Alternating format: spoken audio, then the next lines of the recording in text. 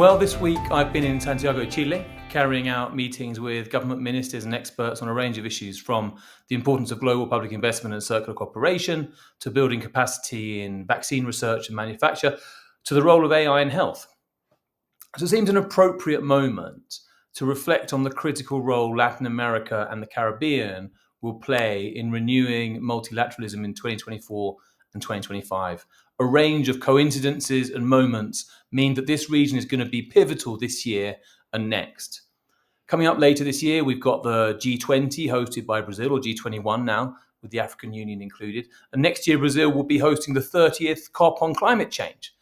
And there's the replenishment of the pandemic fund also in Brazil later this year in October. Colombia, meanwhile, is hosting the 16th biodiversity COP in October, followed by the 5th World Data Forum in November. The biggest impact in the world of climate finance and global development finance in the last year or so has been led by the Caribbean island of Barbados with its so-called Bridgetown initiative, calling for a new way of managing loans for the climate crisis. The 4th International Conference on Small Island Development States, SIDS-4, will be held this year in Antigua and Barbuda. Barbados, Jamaica, St. Lucia and Panama are co-facilitators of ongoing intergovernmental consultations as part of the preparatory process of the Summit of the Future, which will take place in September this year, 2024. All the while, Chile is currently president of the UN's ECOSOC, while Trinidad and Tobago is president of the General Assembly, and incidentally made global solidarity the theme of its presidency, coinciding with the launch of Global Nations First Global Solidarity Report.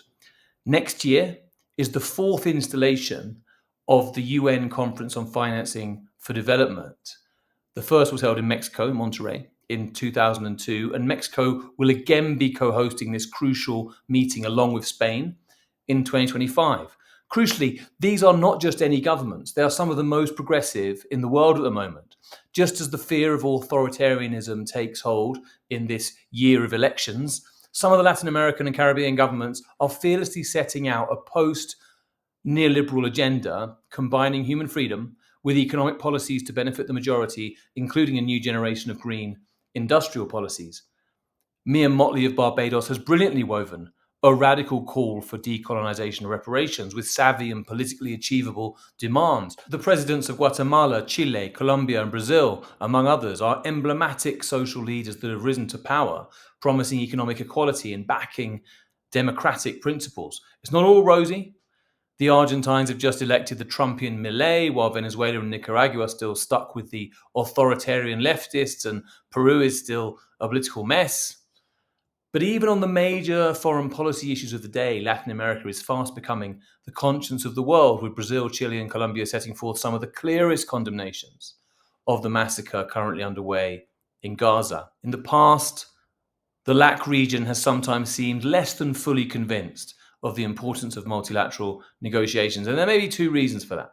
First, Latin America and the Caribbean is a middle-income region. Despite large pockets of continuing poverty, most countries have long been non-dependent on international aid flows, which has tended to be a main driver for setting global development agendas. Nor is the region at the heart of many of the world's toughest geopolitical issues. So it just has often been a bit on the periphery of multilateral processes. And second, the region has failed to coalesce around common agendas in the way Europe, Africa, and the ASEAN countries have succeeded in doing. The LAC region has allowed political ideologies to feed fragmentation and sapped the energy required to establish a joint regional approach, albeit with different perspectives. Many platforms function in the region on issues of cooperation, financing, and development, but they seem to have separate agendas. A lack of proactive leadership in some of these regional organizations has made inspiring LAC countries to engage strongly in multilateral processes that much harder. To the first of these problems, one has to say that this no longer applies, as we have shifted from a kind of aid mentality to more of a global solidarity approach. This region feels central to solving our common global challenges, not least because the emblematic Amazon forest is here at its center. And this new narrative has itself been led by Latin America because of the role it played in the development of the Sustainable Development Goals, perhaps the greatest articulation of human responsibility to other humans since the Universal Declaration of Human Rights in 1948. It was the Colombian government that conceived of the SDGs and steered their adoption, of course, working with many, many others. It was a Latin American vision of sustainability, emanating from the Rio Earth Summit in 1992, and of mutuality underpinning those SDGs. The leadership of the LAC region in the build-up to the SDGs is needed again. We have agreed on the problems, but now we need a transformational global agenda to actually achieve change, to fund the goals we've set ourselves. And of course, it's crucially important to the countries in this region that progress is made globally. They won't be engaging only out of solidarity, but because it's in their interests to lead the debate, to solidify the solutions. Latin America and the Caribbean face a critical situation after being hit hard by the COVID-19 pandemic, which has exposed yet again its structural barriers to implementing sustainable development. There are just 6 more years to achieve the global goals. The question now is whether Latin American and Caribbean countries can come together as active and constructive partners to influence global development decision-making through their leadership at the Summit of the Future, at the COPs on climate and on biodiversity, in the financing for development process, at the G20 in November, and other processes. While in Chile, I met with colleagues from the Economic Commission for Latin America and the Caribbean, ECLAC, or CEPAL in Spanish, which is based there in Santiago. And that, of course, is a link to one of the most important reference points in the past century for when this region was central to the debate about global development.